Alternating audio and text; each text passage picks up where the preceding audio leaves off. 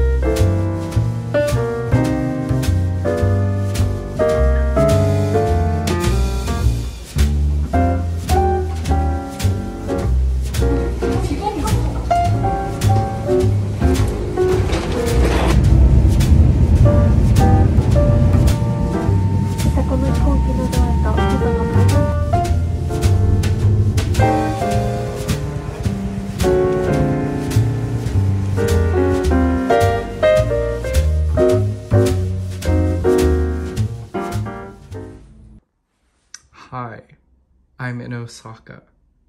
'Cause why the fuck not? I'm just here for a few nights, 1 or 2 nights. Just wanted to get away. I've been wanting to come to Japan for a really long time. I've been before, but it was time. It was time to go. So I'm here since Japan opened up its borders again. But it's a midnight and I'm gonna go out and go to a convenience store, a konbini. So yeah, I'm freaking hungry. It's midnight and I'm hungry. I probably shouldn't eat, but we're going. We're going. 'Cause why the fuck not? Okay.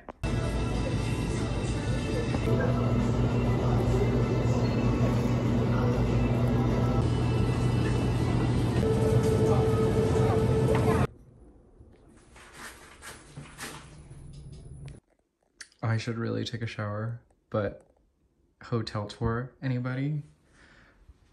Have this really nice, generous space for desk. Super cute. There's the bed. TV. Window. And I love this cute little divider. There's a little station here for coffee. Look at that. A little side table with a chair. And love this. Separated toilet and shower. Very tiny, mind you, but it's all right. It's all right. There's the lights. And then I love this. There's the sink with all your essentials. Love this.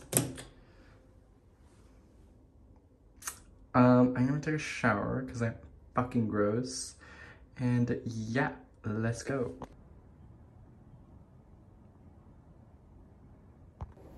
Hi, hello, mind the wet hair. Should we do book updates and a mukbang? Okay, first off, can I show you my haul? I got this little bento. What am I doing? It's like 1:30 in the morning. I should not be eating. I also got a croquette. And is this toro? Some kind of fish. And ooh, this is my favorite. If anybody is in Japan and doesn't want to just drink plain old water, this is peach flavored water. It's the best. Okay, I also got these are my favorite jelly. If you know, you know. They're so good. I just want to buy more. I got the apple flavored one too. Super stoked. Not even 30 minutes. Not even 30 minutes. And I'm just like, I just bought everything. If anyone isn't lucky enough to have like a Japanese goods store in their hood that don't stock these are wonderful. Pick these up. Mintia. They're just these tiny mints. I love tiny mints. And look at that. Look how thin that is. It fits in the back of your pocket, in your wallet even. And I also got the fresh lemon one in this size. I don't know why this one's so big, but I also like this flavor a lot. The lemon's really good. Okay, what else? And then I don't know what this is exactly, and I'm a bit worried to take it out, but I just love the packaging. But it's a calorie mate block, balanced food. Contains a nutritionally balanced source of energy needed for daily activities. I don't know what this is exactly, but look at that. I love that. Okay. Anyway, what else? Okay, that's it. That's it.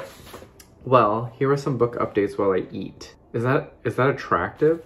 Are we doing that? Well, let's see. I finished, on the way over to the airport, I finished Open Throat by Henry Hoke. Did a buddy read with Alex from What Page Are You On? Hey Alex, love ya. That one's fun. It's a lot of fun. It's about a mountain lion who is hungry and gets adopted by a little girl, and then all of it spirals into this strange and wonderful voice of the mountain lion. Someone said it was queer. I came in thinking that this was going to be a gay mountain lion, but there's nothing gay about it. There's like one moment where it's gay, but it didn't involve the mountain. Well, it kind of did, but no spoilers. But yeah, it was whatever. I mean, the book wasn't whatever, but like the gay scene was so tiny that I was just like, what? This ain't queer? This ain't a queer mountain lion? Anyway, it needed to be more queer, IMO. Explores a lot about the animal perspective and fear of man and the man-made. It's all set in LA, so there's references to the freeway, which they call the Long Death, which I kind of love. It's kind of beautiful. But there are elements where man, the man-made, and the fear of it and how it infiltrates nature, but also how homeless people in LA, given that Skid Row is a big issue, still a big issue, and is rampant throughout all of LA County. It's also a critique on that, though I'm not sure what Henry Hoke, I don't want to say that because it's disgusting, but equating homeless people to animals, because the homeless people live in tents in the same area, surrounding area, as the mountain lion. So it's like, I don't think that's what Henry was going for, yet at the same time there's this major critique on it. Wasn't quite sure what Henry was trying to do with that, but in terms of seeing the world through the animal, this is interesting because last year I'd read Cannibal Metaphysics, and that book really looked at how we need to take ourselves outside of the imperialist human perspective and look at it from essentially perspectivism, from the earth itself, so that we are in harmony and as a collective, not just with people of our own community, but also with the animals in nature. And that lens with, I'm not even eating, that lens with this book, I think, was really interesting in that naturally the mountain lion was given humanistic characteristics. Humanistic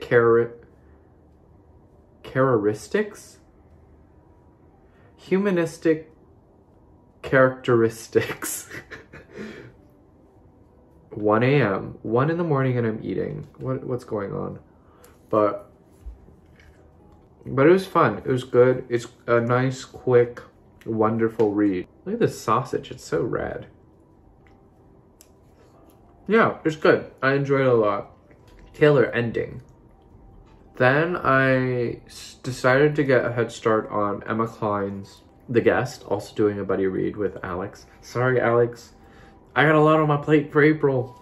I need to get through it. And it's a story about a gal named Alex and her wanting to become somebody who she's not. She's a fraudster. And she goes on and tries to love these men to live off their money essentially, but just to become someone else. And it's a very strange fever dream of a book. At the beginning, I wasn't really enjoying it. And this is my first Emma Cline, so I don't know how to compare it to her other work. Essentially, what I'm getting is we live in a man's world, a patriarchal society, and they all suck, but what does it mean to want to be somebody else in a patriarchal society? I think it's kind of a cute idea. Alex is an awful human being. Is she the worst person in the world? Who knows? And we're not quite sure still why she does this or why she wants to escape her own identity or why she constantly lies and all of these things. But there are funny bits, which I enjoyed. Halfway through, but not a lot to update on because not much happens. It's just her really just like aimlessly walking around and then talking to men. And that's pretty much it. And lying. That's it. Oh, forgot to mention, before all of this, I finished Greek Lessons by Kang. And that is also such a strange book. I don't even know what to make of it still. But it's rigid, it's cold. It's about a woman who cannot speak and a man who is going blind. And it's them with their philosophical inquiries into what language is, what language means, how language exists, what do we do with language, especially when one of our senses are lost. What do we do with language, and what is the purpose of language when one of our senses are gone? And yeah, it's a very cold, rigid novel. The prose sometimes gets like way too cerebral and out there to the point where you feel so disconnected from the characters, and I don't think you are meant to connect with them. And the language just becomes even more abstract, and I think it's through the abstract do the characters find freedom for themselves. I was talking to Alex about it, and he described Hong Kong's philosophical inquiries as diet existentialism, which is pretty accurate when I think about it. What this made me think about was sort of how language in the end, or I think like pretty much encapsulates my experience here, in that I speak no language. At the end of the day, I think I speak no language. Like, sure, I know a little bit of Vietnamese and Korean and English and French. By the end of the day, whatever word comes first to me, I say it. And then, yeah, sometimes I just forget other words, and then it really makes me think I speak no language. Language, it doesn't really matter. It's all about love. No. Yeah, I speak no language. Made me think about how words themselves are abstract when they're not arranged in a particular way, especially through Hong Kong's text. It made me think that also words on a page aren't actually printed on, but sort of just floating above, just like above the surface of all of this blankness of all of the white pages. And it's when the black ink meets the white page, do we translate or create some sort of togetherness, bond, communication, where then language actually means something. Sorry, if you hear Hong Kong and Hong Kong, it's actually closer to Gong, if anyone is like very particular about pronunciation and stuff. But yeah, it's Hong Kong. The gyo is more of a G sound. And yeah, my first Hong Kong, and I was just actually at the airport today to the wrong terminal. I was supposed to go to Terminal 1, and then I ended up at Terminal 2 because I misread my info boarding stuff. Anyway, there was the white book. I was gonna pick it up. They had all of her books there. I was just like, I wanna know, but I didn't. Also, if I had stayed, I would have missed the bus, and I think I would have been late for my flight, so glad I didn't pick up Hong Kong. Also, so sorry, my hair is drying and it's doing its thing. It's having time of its life up there on my head. I said inaccessible. It's very inaccessible, but I think it's through its inaccessibility where freedom exists. Not for you, essentially, but for the characters. And then in hopes that through the freedom the characters experience, you yourself are free. But as a reader. But I don't know. It very, very cold, very distant. Felt empty. I finished at like midnight last night, and then I just felt so empty going to bed. I was like, well, there's that. Time to go to bed. And what is sleep on an empty stomach? Those are the reading updates. Sorry, I don't think I've been doing a very good job talking about books.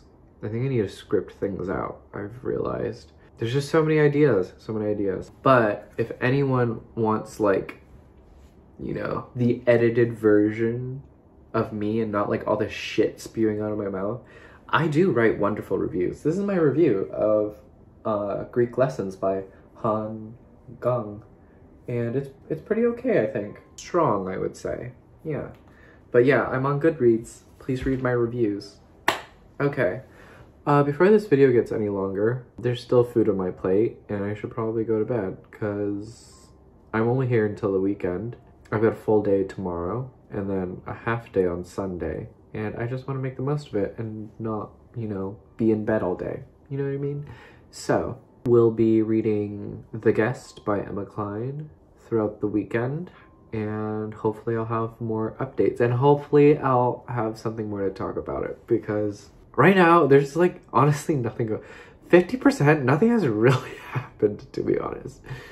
Or like, I don't know, I'm just kind of sort of bored by it, but like bored in the sort of dog days, let me watch reruns of Judge Judy, you know? It's not that like I don't hate Judge Judy, but like I don't like it, but like it's on TV, it's there, and I'm watching it.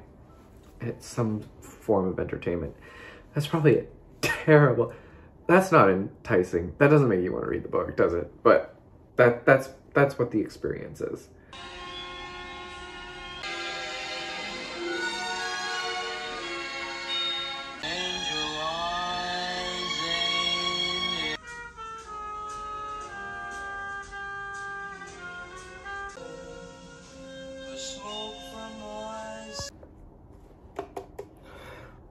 This is not bad. It's like a very light latte. I should have taken a lactate though. Also, flan for breakfast. Face mask in the morning. Emma Cline, The Guest. We're doing... We'll say top tier flans. Vietnamese flan, because the French had such a great influence and we made it our own. Vietnamese flan. Mexican flan. Japanese flan. Yeah.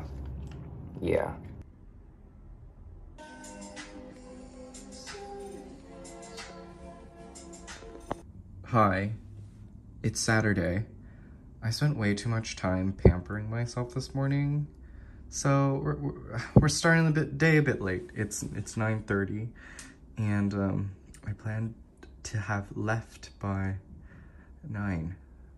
For coffee, but going to get some coffee, second coffee of the day, and do some thrifting, some sushi, some pick-me-ups, because I love going to Japan to pick up my disposable cameras.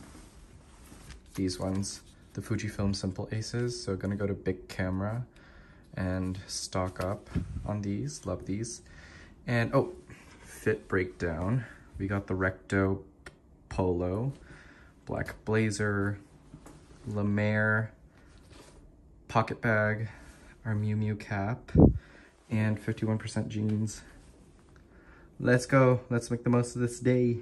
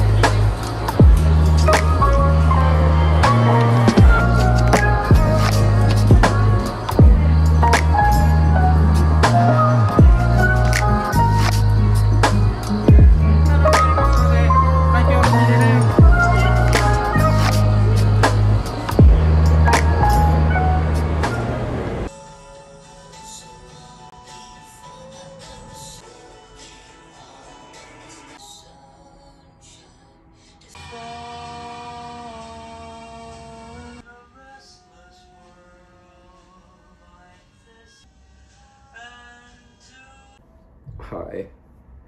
Damn, we look rough. Sculpting the hair. And this is how I sculpt my hair. I put a hat on in the morning. What did I do yesterday? Yesterday, I went to Brooklyn Coffee Roasters. Really good coffee. Really exquisite beans. And then I just did a bunch of shopping. I dropped $90 on Muji. Yikes. I'll do like an Osaka haul later. Cause let me tell you, there was like a point in the day where I spent like 4 hours thrifting, and I was just sifting through so much like American vintage. You know, the chokehold that American vintage has on Japan is gross. Like, here I am looking for like vintage CDG. I can't find any, and I went to, you know, Ragtag and Kinji and all the good stuff, but they just didn't have anything in my size. I didn't find anything. Then went to this cute cafe for coffee and books. Oh, and before that, I went to get sushi. It was great. It was like, oh, so good. Mid-tier, low-tier sushi in Japan is still like much better than like trash sushi in, you know, America. If you have your like conveyor belt kula, like it's like you can taste the quality of the fish, and it's kind of insane. Yeah, then I just did more shopping. It was just a bunch of shopping. I went to the Pokemon Center, the Nintendo store. There's just a bunch of stuff that spoke to my inner child, and I was just like, I cannot. A part of me did, but I cannot. Ugh, God, I'm such a fucking weeb. Yeah, and then my phone died as I was meeting my friend. As soon as I met him, literally he was like calling me, and then my phone died. And then we spotted each other in like the crowd. We went to an izakaya and then drank a bunch, ate a bunch, caught up, and then, went to karaoke. And it was great. It was a good time. And then it was great. It was a good time. And then I'm here. My phone is fully charged. This is how I'm filming this. Anyway, well, first coffee of the day is my Mr. Donut coffee. They're like the Dunkin' Donuts, I want to say, of Japan. Donuts are good. Coffee is always great. And sorry, this half-eaten strawberry cream sandwich, which is divine. Oh, hey, book update real quick. I know the other day I said that the guest was absolutely boring. Well, turn of events only took, halfway through the book to get here. But there's this really fun scene with her and a kid at this pool, and she does a little petty theft, is a bit more sure of her actions versus herself, and there's just these really beautiful layers of... It's about a woman who is trying to escape her real self by pretending to be other people, or pretending to be this person called Alex. And it's really sort of this character study of what it means to be another person, taking on this other identity, and just being so far removed from your original self. What does it mean to be in this sort of new self? And in my head, I had this like interesting, as I'm talking and using this as a prop, this interesting idea that I think speaks so well to this like rando Osaka trip, in that, I'm here by myself. This is a solo trip, minus last night. And I can't stress enough how much solo traveling is, 1, humble, 2, completely outside of the comfort self and really going out there and experiencing the world for yourself. 3, you notice different things when you're by yourself versus when you're with other people traveling. And 4, it just does so much good for the self, whatever that self is, or whatever selves, if you believe in multiple selves. I love it because I get to be nobody.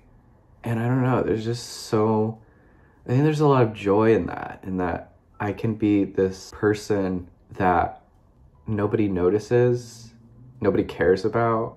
And I don't know, it's kind of liberating, whatever freedom means. Or what I've been thinking about for some of my spring and summer reading is this idea of freedom. What is freedom, essentially? And I want to say that freedom isn't something that you obtain, but you only get a taste of. And what are these different tastes of freedom? Oh, also, if I have anyone there that is like so amok in social interactions and just like wants to be alone, go to Japan. And it's like the best place to be by yourself.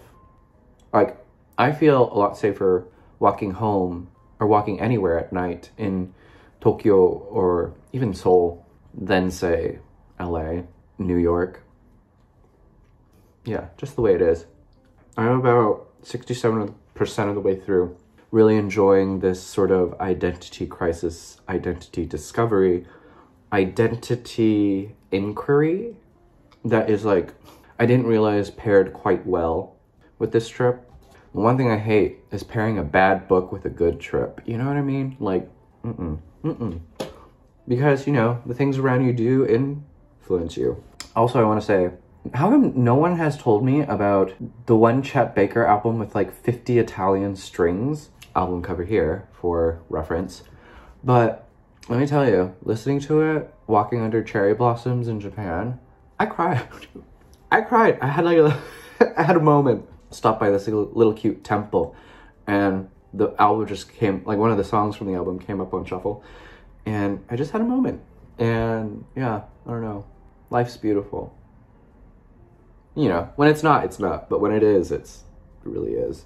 And you're like, wow, today I'm really thankful to be alive. You know what I mean? But yeah, no. Yeah, be well, do good work, keep in touch.